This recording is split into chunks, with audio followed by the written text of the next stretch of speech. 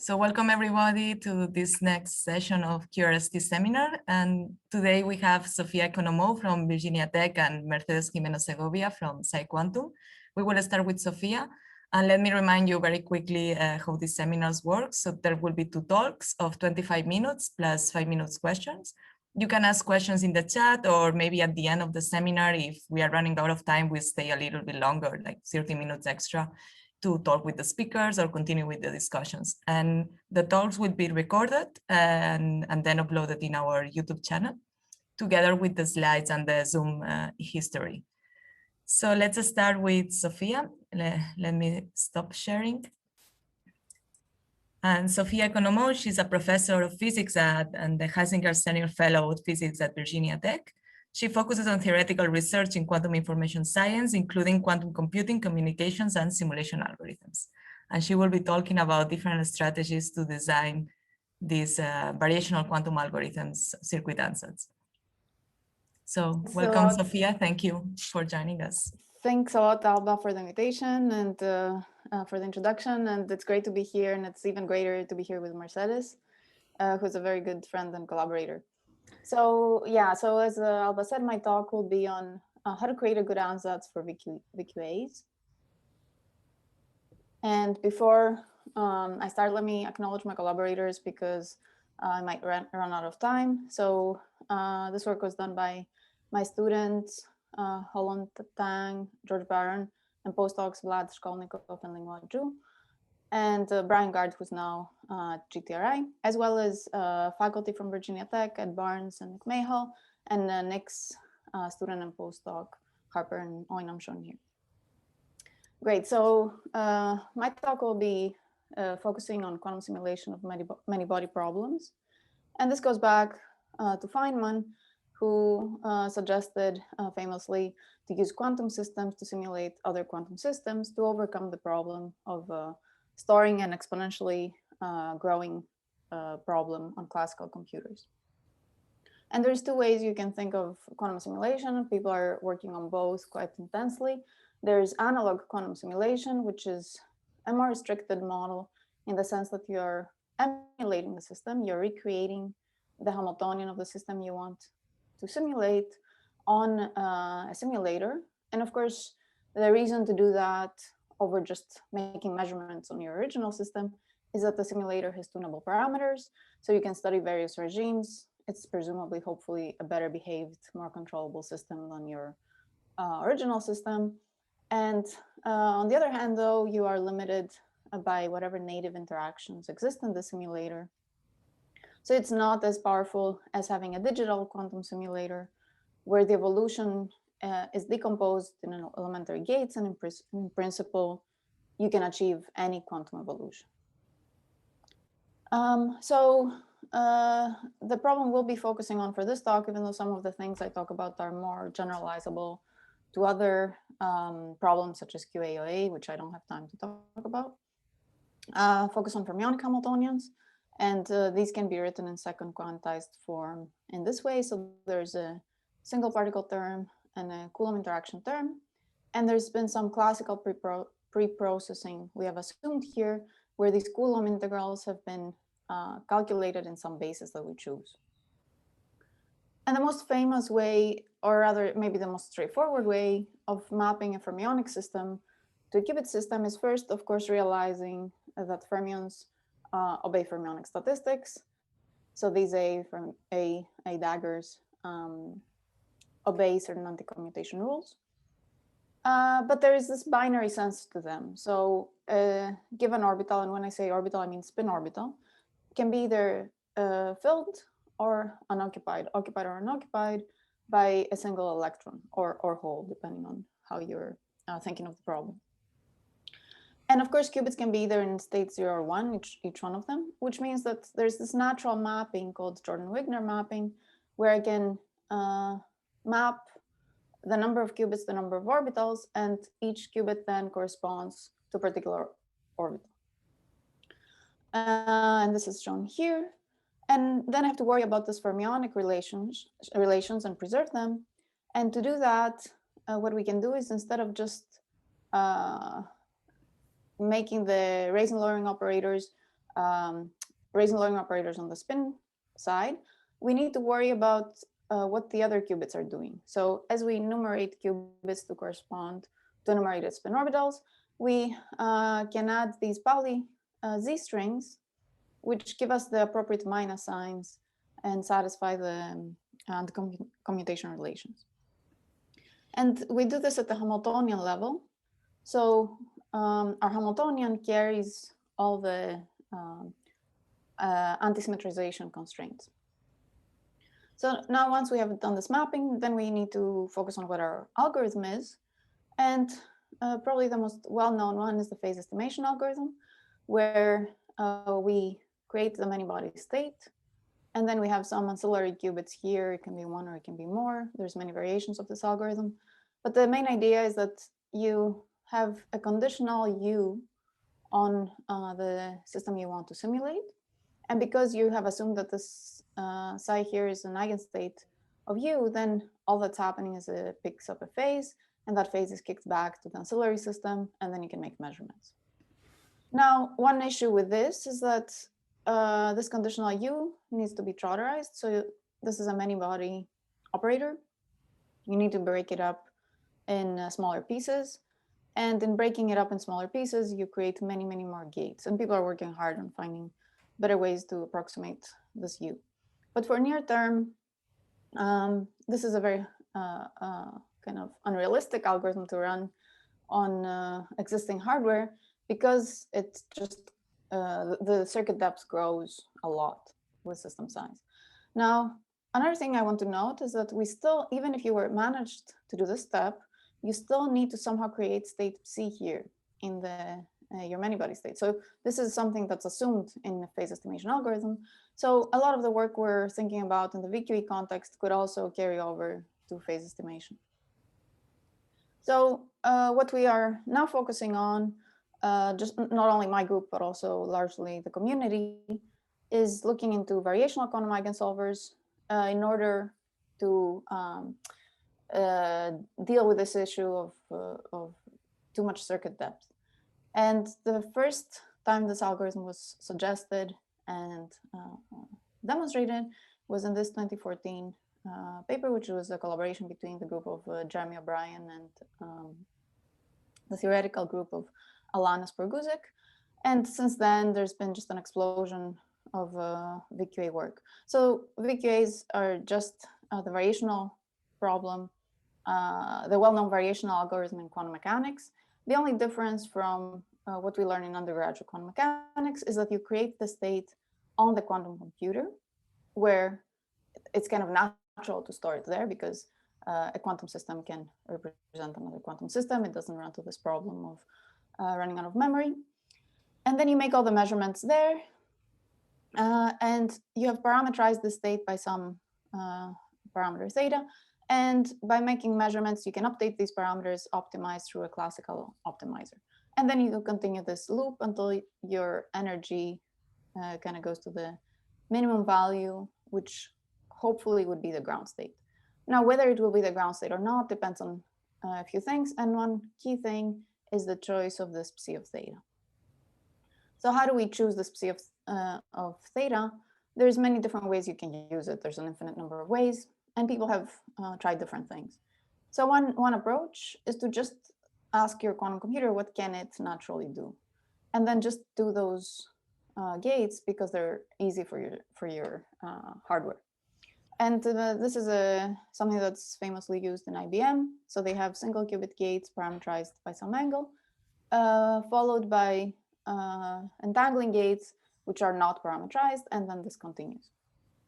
One issue with such an ansatz is that it's inefficient. You just sample too much of the Hilbert space unnecessarily because you're looking for just one state. And this can be difficult to optimize. There's this big kind of factory of papers on barren plateaus.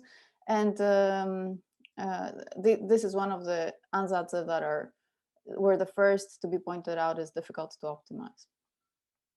On the other hand, there's these chemistry-inspired ansatze. And here what people do is they take all possible raising lowering operators on the fermionic side. So you have these A dagger A's, and then you have repeated versions of them. and you just put them all together and create some ansatz. So this is something that's inspired from classical simulation. On the other hand, it can create really long circuits. And if you stop at finite Trotter order, we have shown that you can get very different results. So some cases you can hit close to the ground state, other cases you can never get the ground state. So there's this arbitrariness to it. But the biggest kind of criticism of these two approaches is that they're both generic. Neither of them knows anything about the problem you're trying to solve. So if you want to ask what are properties of a good ansatz for near-term hardware, one is that coherence is very limited. So ideally, we would want a shallow ansatz, not to push the coherence time. The classical optimization itself is not infinitely powerful. So we don't want too many optimization parameters. And then, of course, ideally, you would span the space where the solution lives. So our work has largely focused on problem-tailored ansatze, and I'll try to highlight 3 different approaches we've taken to this, which have connections to each other. And what we're aiming for is these 3 features: shallow circuits, small or minimal number of optimization parameters, and spanning the space where the solution lives. So in the first approach, we have the symmetry-preserving circuits. And the idea in a nutshell is that since we're interested in creating specific state and not an evolution, not some quantum evolution, this problem should be much easier than just creating arbitrary U's, like we learn in quantum information. So to solve this problem, what you need to do is you need to count parameters, and you need to create some ansatz that manifestly contains all the states that obey a particular symmetry. And that way you impose the symmetry or you enforce it at the circuit level. And I'll show you an example of this. We have done quite a bit of work on different types of symmetries, but I'll just show you an example of particle number symmetry. So if I were to have a problem with n orbitals, I would map this to n qubits. We're doing Jordan-Wigner here. Then an arbitrary state in this Hilbert space would be defined, will be described by this many parameters. So it's an exponential number of parameters. For a system with m fermions, however, which means that only m of the orbitals are occupied, the relevant space is much, much smaller. So the number of variational parameters I need is only n choose m times 2 minus 2. And this is if I assume generally complex coefficients. So a key ingredient here is that since we can start off with a state where I have imposed the number of orbitals that are occupied, then I can use a gate that only mixes 0, 1 and 1, 0 between 2 qubits. So I always stay within the symmetry subspace. And then the only thing we need to do is figure out how the circuit looks like. And actually, we have shown that if the circuit looks like this, where these are the A gates, and I stop tiling these gates when I have this many parameters, then I can span every state that has this particular symmetry. And the nice thing about this is that it's hardware friendly because I only need nearest neighbors. We have done quite a bit of testing this, so I'm not going to show more results on this, but we have shown that you can beat other ansatz. These are native ansatz in IBM with this, and that it manifestly has the smallest number of variational parameters because it was designed so. And in many cases, it also has the smallest number of C nodes, but that's not necessarily always the case. In this paper, we also have circuits where we show how to preserve total spin and spin projection. I'm not going to talk about that any longer here. The second way you can create a good ansatz is to do adaptive VQE, which is an algorithm we introduced about 2 years ago. And I'll try to show you how that is done. So I talked already about generic ansatz, such as these problem agnostic hardware efficient ansatz and UCC. Then you have these problem tailored predetermined, which is where I would classify our symmetry enforcing ansatz, because we know something about the problem, but the ansatz is fixed. It's not changing throughout the computation. And then you have a third category of ansatz, which are problem tailored dynamically created. So here you need information from your quantum computer to feed it back into your problem and create the ansatz dynamically.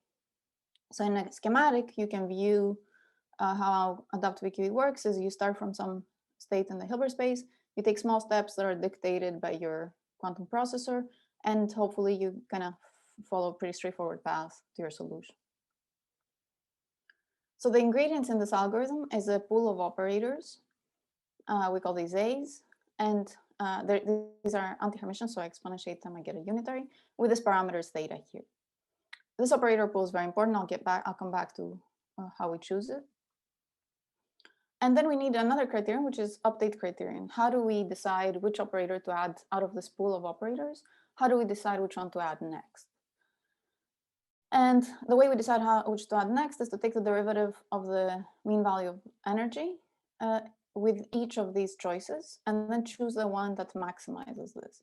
So in some sense, this chooses the operator which has the largest effect on the mean value of the energy. And what's important to note here is that because this quantity that appears, this commutator over here appears, is a Hermitian operator, this constitutes, you can view this like a new Hamiltonian, which you can measure on the hardware.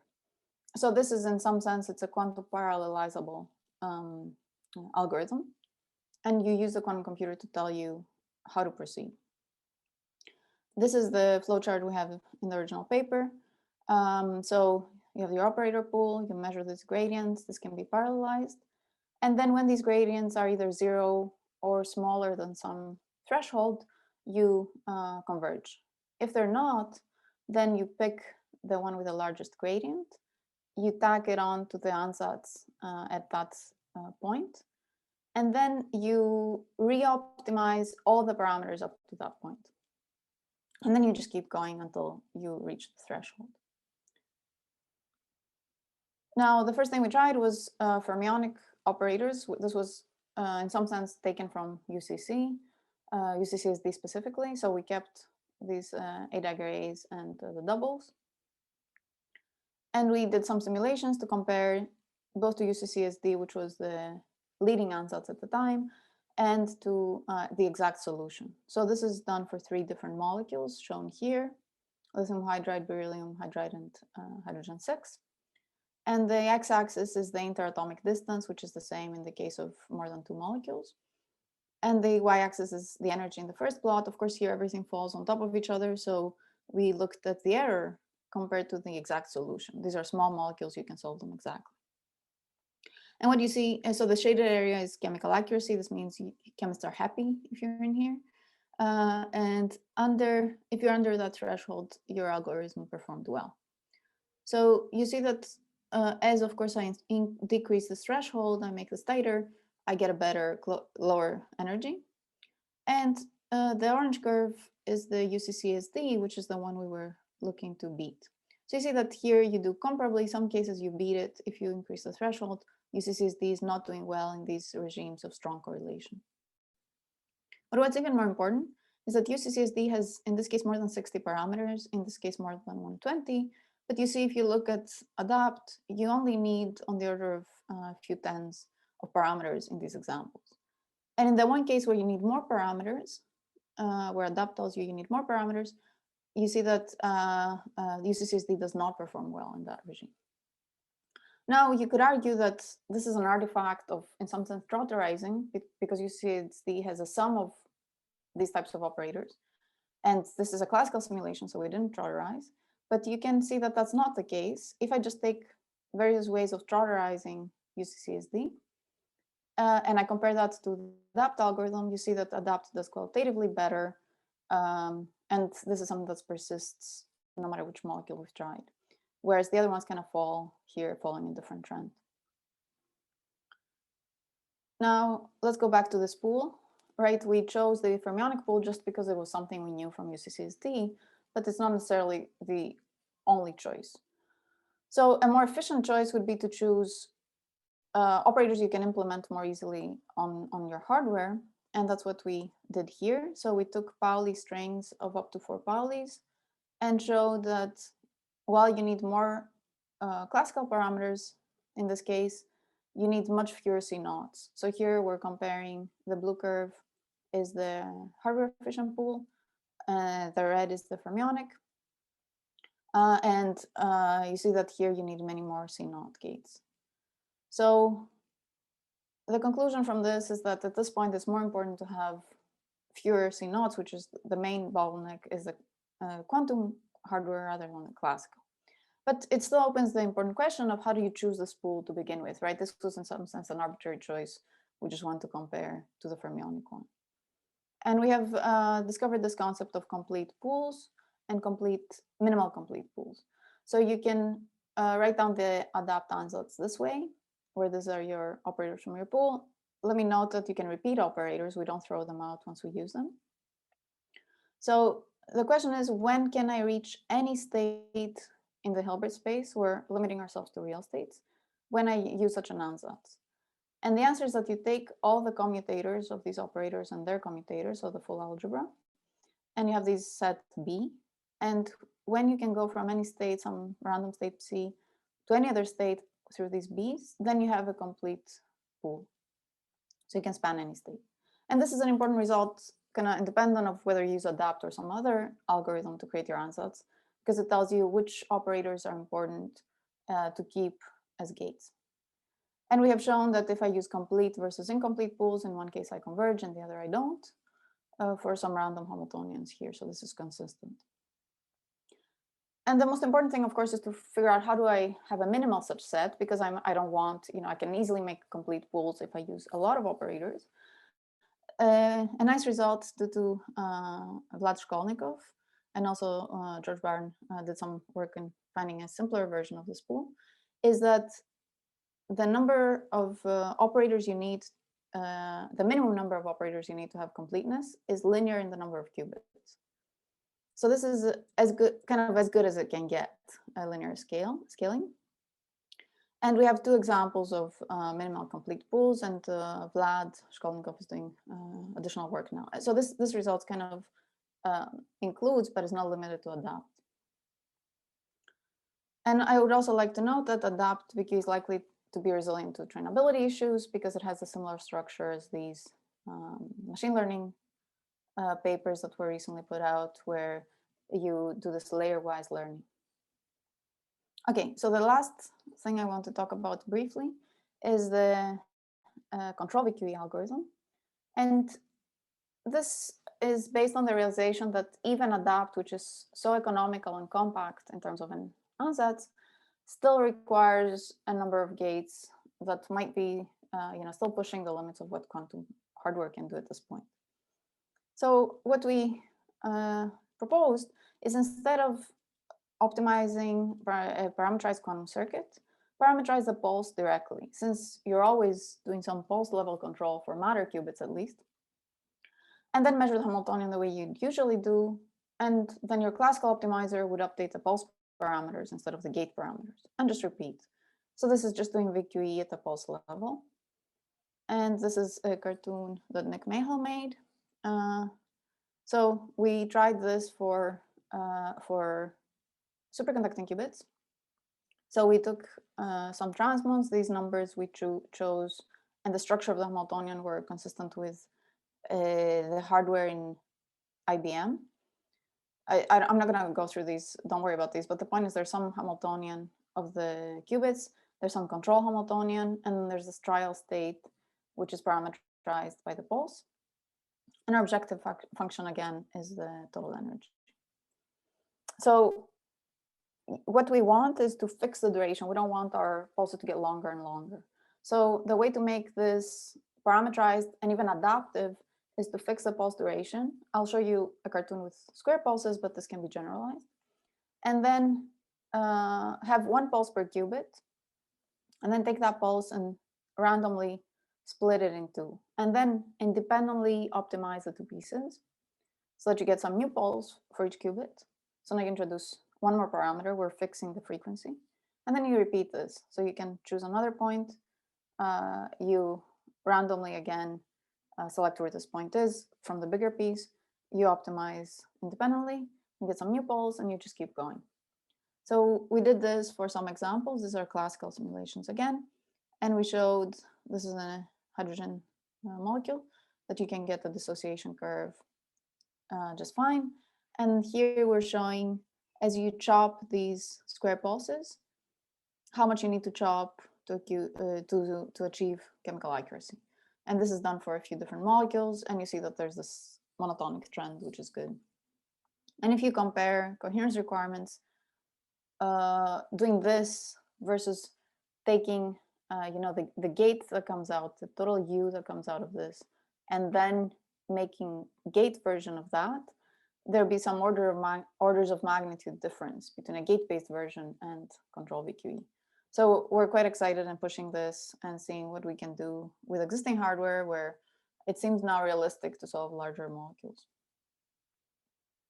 And there's a nice kind of viewpoint paper in PRX Quantum that talks about the general connections between VQEs and quantum control. I listed it over here. All right, so that brings me to the summary of my talk. So I presented 3 different ways to create a good ansatz for variational algorithms. The first one was preserving, or rather enforcing, symmetry at the circuit level. The second one is adapt VQE, where you dynamically create an ansatz based on feedback from your quantum processor. And the third is control VQE, where you're ditching gates altogether and just parameterizing the pulse directly. Okay, thank you very much, Sophia. Very nice talk and very nice summary of different strategies. If anyone has question, please type it in the chat or just unmute yourself and ask the question. I think we have time for a couple of questions. Okay, I can see someone just raised their hand. Yutaka Shikano, you can just unmute yourself and ask the question. Okay, thank you, Sophia. It's just a very interesting talk. Is that I have 2 questions. One question is based on that's the adaptive VQE. Is the second question one is the control VQE one. It's the first question is related to that's the adaptive VQE. Is you said that's the complete proof of that to parameterize whole the arbitrary sort of quantum state to be generated from that's the generating the algebra from that and that's how to say is A1, A2, blah, blah, blah, blah, A to N. Is that the you said?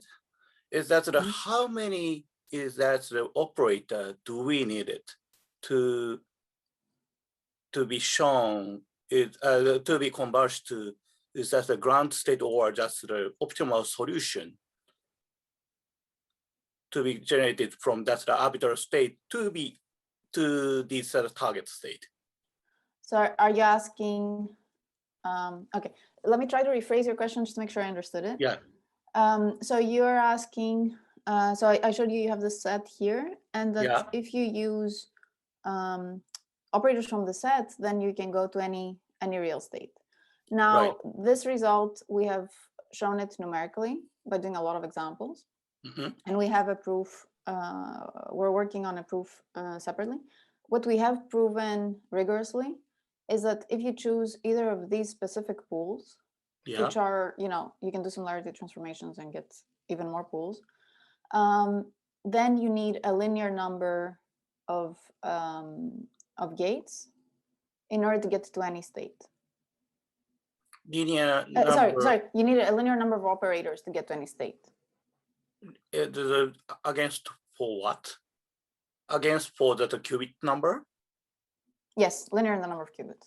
Yes. So this set here is 2n minus 2 operators. Is that a no limit, no accuracy limitation? No. This is a oh. This is that the exactly the arbitrary the quantum state to arbitrary real state, so real coefficients. That's the only constraint we had, because the problems in chemistry usually are have time reversal symmetry. So we usually limit ourselves to real states, but I think something similar can be done if you want to go more broadly. I don't think that'll change too much. Okay.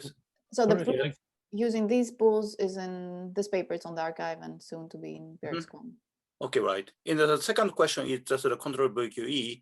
Is that the control VQE case? This statement is that adapt to control VQE as well? That means is that a control VQE case is that a different strategy, I understand. But you are showing that the complete minimum pool, these pools can be adapted to that control VQE. We have not done that. So of course you can create these pools with pulses, but we have not done any completeness analysis yet. And that's an interesting problem we're thinking about, how to do a similar completeness analysis problem for pulse at the pulse level. Okay, thank you so much.